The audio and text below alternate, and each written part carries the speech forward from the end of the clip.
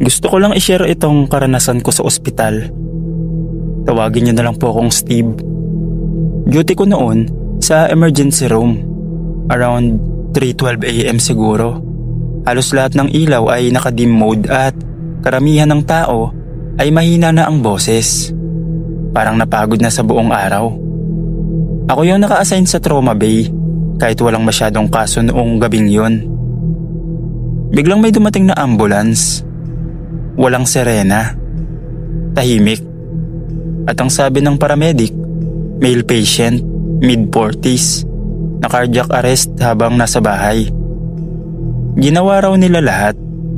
Compressions, ambu bag, meds, pero wala. Ang goal na lang nila ay i-declare formally sa ospital para sa paperworks. Paglipat ng pasyente sa bed, ramdam agad yung lamig. Yung lamig na hindi normal. Yung balat niya, may bahagyang kulay na mumutla. Yung tipong halatang wala na talagang bumabalik na pulso. Sinimulan namin ang standard protocol.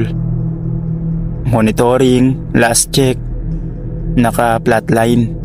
Walang electrical activity, walang response. Ang doktor, steady lang yung tono. Time of death, 3:27 AM. Sinara namin ang curtain para ayusin yung katawan, tatakpan at ihanda sa morgue. Routine lang dapat, normal na parte ng trabaho. Pero eto na. Habang inaayos namin yung braso ng pasyente para ma-straighten, biglang gumalaw yung deltoid muscle niya. Akala ko twitch lang, post-mortem reflex, kasi nangyayari talaga yon. Pero after 5 seconds, gumalaw ulit, mas malakas. Kasunod nun, gumalaw yung daliri at sabay-sabay kaming napatingin sa monitor. Yung flatline, nagkaroon ng isang mahinang spike. Isang beses lang, isang pumutok na linya, tapos wala ulit. Huminga kami ng malalim, reflex lang siguro, static, artifact. Pero bago pa kami kumilos, pumutok ulit yung spike, mas mataas, mas malinaw. Tapos nagkaroon ng sunod-sunod na maliliit na electrical waves. Ang doktor hindi agad nagsalita, tumingin lang siya sa amin. Tapos mabilis na, "Hook him back, now."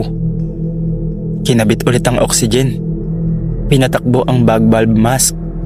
Chinarge ang defib pads. Kahit hindi pa sure kung magiging sinus rhythm pa.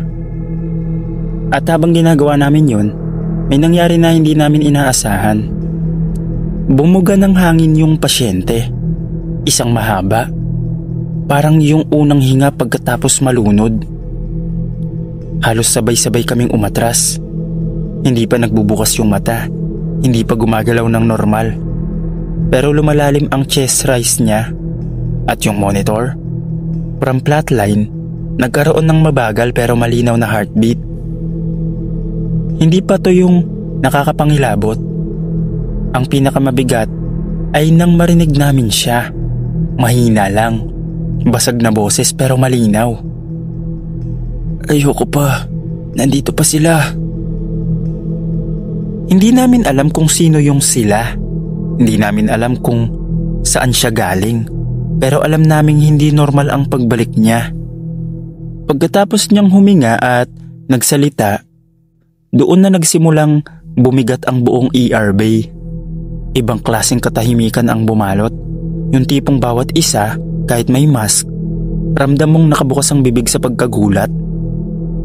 Habang lumalalim ang paghinga ng pasyente, nananatili pa ring nakapikit yung mga mata niya. Sarado pero gumagalaw ang eyeballs sa ilalim. Parang nagpapanik kahit tulog. Bigla siyang napahawak sa dibdib niya. Ramdam niya yung sakit. Normal sana yun sa nagre-recover sa cardiac arrest. Pero iba ang dahilan niya. Mahinang boses, basag pa rin, pero walang pag-aalinlangan. "Huwag niyo silang papasukin. Nandyan sila sa likod." Nagkatinginan kami. Wala namang tao sa likod ng curtain. Pero nang igalaw ko ang kortina para tignan, biglang bumagsak ang ilaw sa kisame. Parang may humila mula sa taas. Hindi to coincidence. Lahat kami nakatingin sa pasyente ng oras na yon. At doon nagbukas ang mata niya. Hindi normal ang pagbukas. Hindi yung dahan-dahan na pagdilat. Kundi parang nagulat siya at may nakita. Napatingin agad siya sa corner ng bay. Yung madilim na parte kung saan hindi kayang abutin ng ilaw ng emergency lights. Tapos bigla siyang sumigaw. Yung sigaw na parang may humahawak sa liig niya. "Huwag niyo akong kunin. Hindi pa ako sasama." Sumirit ang heart rate niya sa monitor. Sobrang bilis. Pinipigilan namin siyang mag-seize. Kailangan siya mapakalma. Tinanong siya ng doktor, "Sino ang kukuha sa'yo? Sino sila?" Huminto siya. Tumigil yung katawan niya sa panginginig. Tumingin kami ng diretsyo. Parang nakikita niya kami at may nakita siyang ibang nakatayo sa tabi namin. Tapos ang sabi niya, "Yung mga mukha nila, wala na. Mga itim lang na mata. Dalawa sila. Nakatayo sa likod niyo." Lumingon kami. Wala. Pero ang lamig. Mas malamig pa sa morgue. At ang sumunod na nangyari, ang pagtayo ng balahibo ko. Habang pinapakalma namin siya, bigla siya napahawak sa braso ko. Mahigpit. Hindi normal para sa bagong revive. Bumulong siya. Pero hindi sa akin. Parang may kausap siyang iba. "Hindi niyo ako makukuha ngayon. Hindi pa ngayon." At pagtingin ko sa monitor, unti-unti nagiging steady yung heartbeat niya. Parang unti-unting naglalayo yung mga nilalang na sinasabi niya. Hanggang sa bumalik sa normal. Normal. Parang walang nangyari. Mga ilang oras ang lumipas. Gising na siya ng mas malinaw ang isip. Tinanong namin ulit tungkol sa sinabi niya. Pero hindi niya na maalala ang sigaw, ang panic, o yung sinabi niyang sila. Pero naalala niya ang isang bagay. May madilim na lugar na pinuntahan ko. May dalawang nakatayo. Hindi ko makita ang muka, pero hinihila nila ako. Nagtanong kami kung anong nagbalik sa kanya. Yung sagot niya, "May humawak sa braso ko, pero mainit." Sabi niya, "Hindi pa." Wala daw siyang kilalang ganong boses. Hindi namin alam kung anong nakita niya. Hindi namin alam kung sino yung kumalma sa kanya. Pero mula noon, lagi siyang nananalangin pag dumidilim ang kwarto.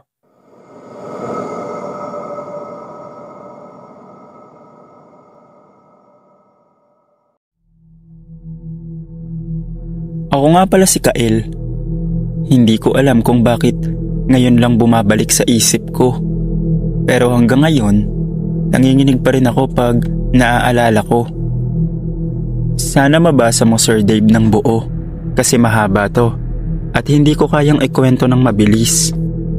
Parang naririnig ko ulit yung mga tunog habang tinatype ko to. May nangyari sa akin nung nasa duty ako sa ospital. Night shift yun. Around 1:47 AM. Tahimik dapat, pero sa ospital, alam mo na, hindi talaga natutulog yung lugar na yon. Ang assigned area ko noon ay 4th floor, medical ward. Hindi naman ganun kadami ang pasyente, pero sapat para maging abala. Nakaupo ako sa station, nag-a-update ng chart, habang halos tulog na yung bantay ng ibang rooms. Pero may isang room na paulit-ulit kong chinecheck mula pa 12 AM. Room 412. Kahit na occupied yung room, napapansin kong lagi siyang may ilaw sa loob kahit pinapatay namin. Tapos parang may kung anong tunog na parang humahaplos sa salamin ng bintana. At tuwing nadadaan ako, Parang may anino sa gilid ng kortina kahit walang bantay doon. At tulog naman yung pasyente. Mga 1:58 AM, biglang nag-buzz yung call light ng room 412. Pagtingin ko sa panel, parang mas mahaba yung tunog kesa sa normal. Tapos nagpa-flash yung indicator ng mas mabilis. Sabi ko sa kasama ko, "Wait, pupuntahan ko to. Iba yung tunog." Niready ko yung flashlight ko kasi dim mode lang yung hallway. Paglapit ko sa 412, biglang huminto yung call light sa pag-flash. Wala na yung tunog. Tahimik. Parang walang nangyari. Pagharap ko sa pinto, napansin ko yung circular window sa door, yung maliit na bilog sa salamin. May dumaan na anino sa loob. Mabilis. Hindi galing sa side kung nasan yung pasyente. At hindi rin posibleng galing sa bintana dahil nakasarado yung curtain. Kinabahan ako. Lumakas yung kabog ng dibdib ko. Paghawak ko sa door handle para pumasok, kumalabog yung loob. Isang beses lang pero malakas. Parang may bumagsak. Yun yung sandaling napalunok ako. Dahil alam kong hindi makakatawag ng ganon kalakas yung pasyente sa loob. At doon nagsimula yung totoong kababalaghan. Pagkatapos ng malakas na kalabog sa loob ng room 412, tumigil muna ako. Kailangan ko siguraduhin kung gising yung pasyente o kung may emergency. Pero may kung anong kaba na parang pumipigil sa kamay ko. Dahan-dahan kong pinihit ang door handle. Pagpasok ko, malamig kaagad ang sumalubong. Hindi normal na lamig ng aircon. Ibang lamig. Yung tipong tatago sa batok mo. Yung tipong mararamdaman mong may hindi ka dapat kasama sa loob. Ang unang bagay na napansin ko, yung pasyente, gising. Pero hindi nakatingin sa akin. Nakatingin siya sa kanto ng kisame, sa bandang ibabaw ng cabinet. Yung mata niya, nakatulala pero halata mong natatakot. Tinawag ko siya. "Sir, okay lang po kayo?" Hindi siya sumagot. Hindi man lang gumalaw. Lumapit ako para i-check ang vitals niya. Pero habang inilalapit ko yung kamay ko, may narinig akong tunog mula sa kanto kung saan siya nakatingin. Isang mahinang tunog. Parang may kumakaladkad na kuko sa kahoy. Pero walang kahoy sa kisame. Binuksan ko yung flashlight. Tinapat ko sa direksyon na tinitignan niya. At doon ko nakita. May anyong nakadikit sa kisame. Manipis. Mahaba ang mga braso. Nakakroll sa sulok. Nakatungo pa baba. At walang muka. Pero may bunganga na parang nakangiti ng sobrang lapad. Hindi siya gumagalaw pero nakatingin sa amin. Ayoko dapat sumigaw, pero hindi ko na napigilan yung pag-atras ko. Tumama yung paa ko sa isang stand. Nag-ingay at biglang gumalaw yung bagay sa kisame. Parang ipis na bumababa pero mas mabilis. Nakatuon yung bunganga sa pasyente. "Sir, tumingin kayo sa akin. Wag doon." Pero parang na-hypnotize siya. Hindi siya kumukurap. Nang halos abot na nung nilalang yung kama, biglang nag-alarm ang monitor. Tumunog yung ECG beep.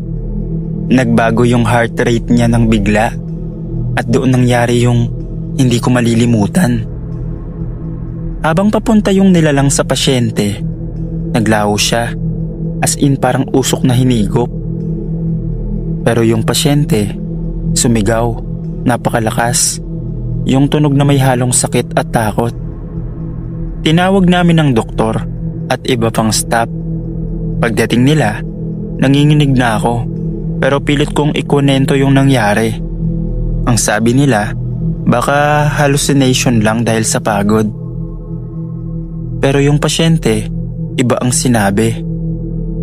Sa harap naming lahat, humihingal pa.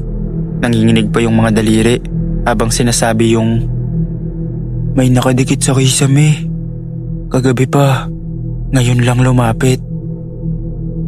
Hindi kami nakapagsalita. Kinabukasan, inilipat yung pasyente sa ibang floor. Kinakailangan daw niyang mamonitor pa ng mas mabuti dahil nagkaroon siya ng kakaibang reaksyon. Pero ayaw niya nang bumalik sa 412. Yung room 412, pansamantalang sinara. At ito yung pinaka kinilabutan ako. Habang nililinis yung room that morning, may utility staff na lumapit sa station. Tinanong kami, "Ma'am, bakit parang may mga gasgas sa taas ng cabinet? Parang kuko na mahaba." Walang sumagot, wala ring nagtangkang tumingin. Pero simula nun, iniiwasan ko yung 4th floor hallway pag ako lang mag-isa.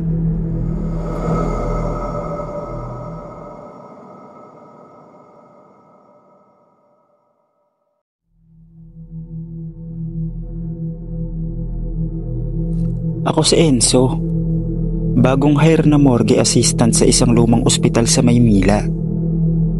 Hindi ako maselan. Lahat ng trabaho, tinatanggap ko na. Nag-deliver ng tubig, nagbuhat ng construction materials, naging janitor.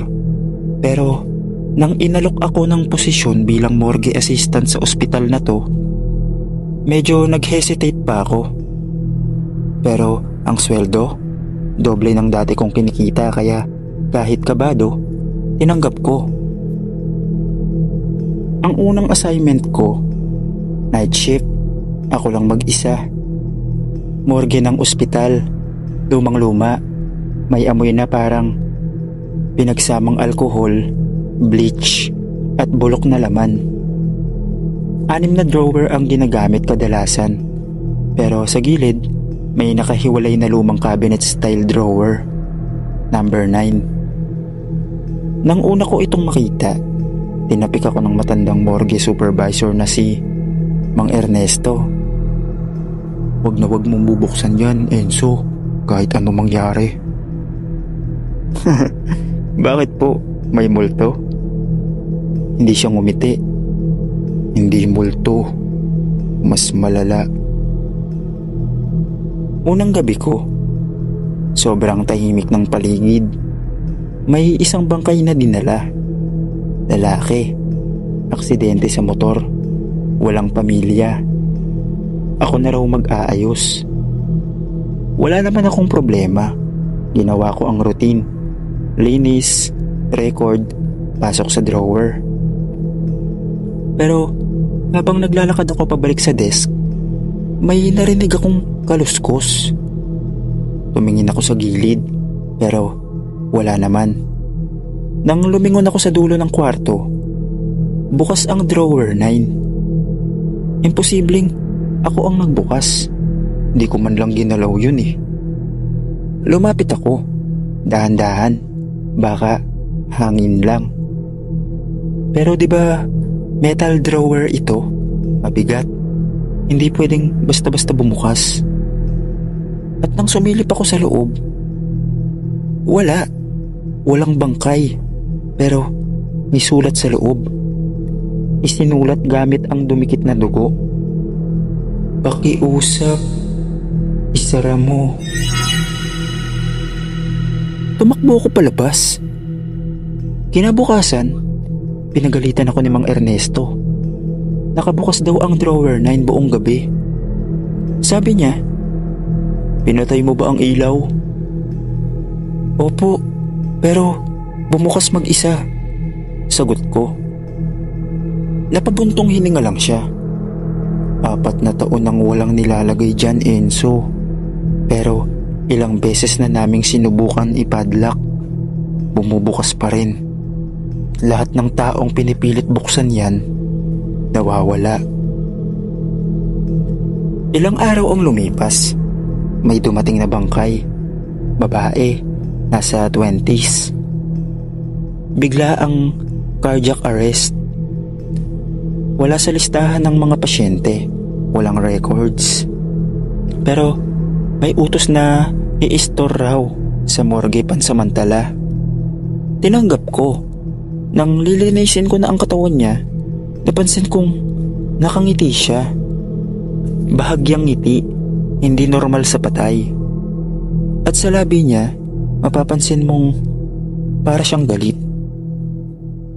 Pero pagbalik ko sa opisina, sa monitor ng morgue cam, nakita ko ang katawan niya lumabas mula sa drawer 9. Paano nangyari yun? Hindi ko siya nilagay roon. Muli akong bumalik. Pagbukas ko ng drawer 3, wala na siya ron. Tumakbo ko sa number 9. Bumukas na naman. Pero ngayon, may laman na. At hindi lang basta katawan. Ako ang nasa loob ng drawer 9. Nakadilat, nakangiti, may hiwa sa liig. Bigla akong na-blackout. Pagising ko, nasa opisina ako ng HR. Sabi nila, nahimatay daw ako habang naglilinis. Wala raw bangkay na babae. Walang entry, walang order. Pero nang balikan ko ang morgue ng palihim, sarado ang lahat ng drawer maliban sa number 9. At sa sulok ng pinto, may nakita akong sulat. Dugo ang gamit. Kasunod ka na. Hindi na ako nag-isip. Lumipat ako ng trabaho kinabukasan. Hindi ako nagdalawang isip na mag-resign. Pero sa panaginip ko gabi-gabi, naririnig ko ang tunog ng nagbubukas na drawer. At isang boses sa dilim ang paulit-ulit na bulong. Pakiusap. Isara mo.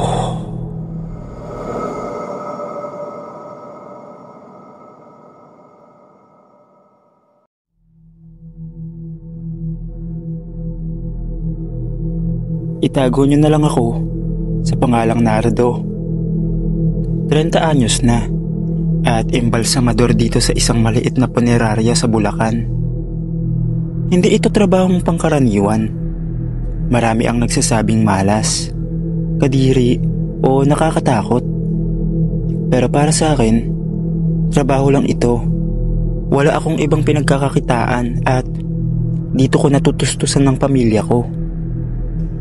Sanay na ako sa amoy ng formalin, sa paghawak ng matitigas at malalamig na katawan.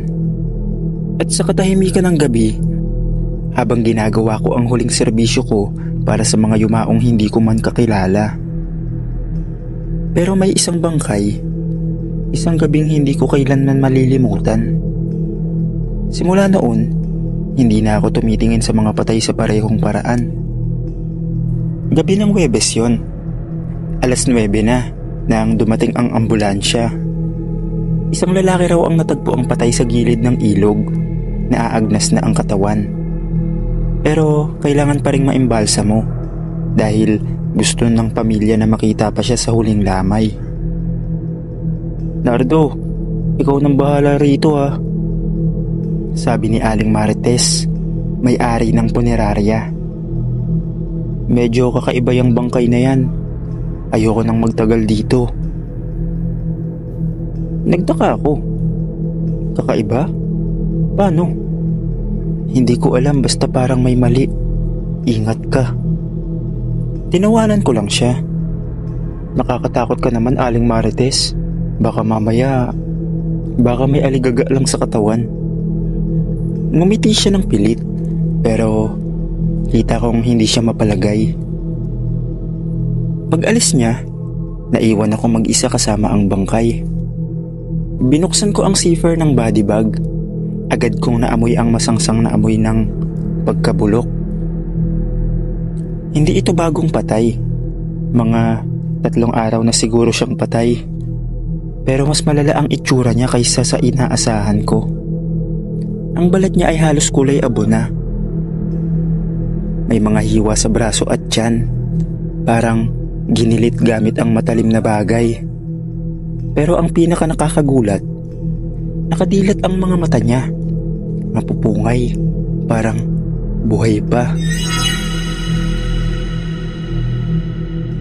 Loko to. Ang galing ng timing ng bukas ng mata mo ha. Bulong ko habang kinakalma ang sarili. Sinimulan ko na ang proseso.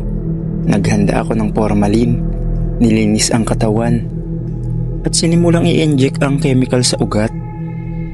Pero habang ginagawa ko yun, napansin kong parang unti-unting umiinit ang paligid. Iba yung pakiramdam, parang biglang naging mabigat ang hangin. Tinitigan ko ulit ang bangkay. Nakangiti na siya. I swear, wala yun kanina. Sinulyapan ko ang pinto. Siguradong nakasara naman. Walang hangin, walang tao. Lumapit ako sa mukha niya para isara ang mga mata gamit ang daliri ko. Paglapit ko, bigla siyang bumuga ng hininga.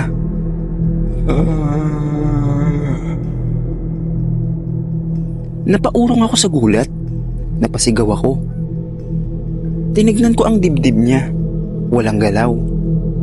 Tinignan ko ang pulso. Wala. Pero kanina, bumuga siya ng hangin. Hindi ako pwedeng magkamali. Tumigil ako. Naglakad ako papunta sa labas ng silid para kumuha ng tubig at pakalmahin ng sarili. Pagbalik ko, nanlamig ang buong katawan ko. Nakaupo na ang bangkay. Oo, nakaupo siya sa mesa kung saan ko siya iniimbalsa mo. Nakatingin siya sa akin. Puta. Tinignan ko ang mukha niya. Hindi na siya mukhang patay. Maputla pa rin, oo, pero may refleksyon sa mukha niya. Parang galit, parang humihingi ng tulong o hustisya. Bigla siya nagsalita. Paus, parang hangin lang ang tinig. Hindi ako nalunod. Pinatay lang nila ako. Halos matumba ako. Gusto kong tumakbo pero parang may humahawak sa paa ko. Naramdaman ko na lang ang malamig na kamay sa balikat ko. Pakitulungan mo ako. Huwag mo silang hayaang makaligtas. Bulong niya. Pagpikit ko, nawala ang lahat ng bigla. Pagdilat ko, nakahiga na ulit ang bangkay. Parang walang nangyari. Pero bukas pa rin ang mga mata, nakatingin sa akin. Hindi ko alam kung guni-guni lang ba yun o totoo. Pero matapos kong iimbalsa mo siya, may kinuha akong folder sa loob ng kanyang damit. Isa itong diary na basa pa ng tubig. Binasa ko. Doon ko nalaman ang totoo. Ang lalaking yun, si Ernesto, ay isang dating barangay tanod na tumuklas ng drug den sa gilid ng ilog. Sinumbong niya ito sa pulis. Pero imbis na protektahan siya, tinakot siya ng mga taong may koneksyon sa droga. Hanggang sa isang gabi, dinampot siya, tinorture at itinapon sa ilog. Wala akong ebidensya maliban sa diary, kaya nilaksan ko ang loob ko.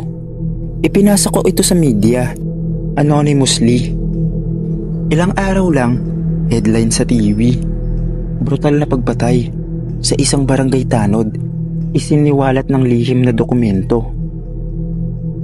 At yun na nga, naaresto ang 2 pulis at isang barangay official. Nakita ko sa balita, pinilit nilang itanggi pero natalo sila ng katotohanan. Nang iburol si Ernesto sa mismong puneraryang pinagtatrabahuhan ko, umarap ako sa kanyang kabaong. Nakita ko ang katawan niyang payapa, nakangiti.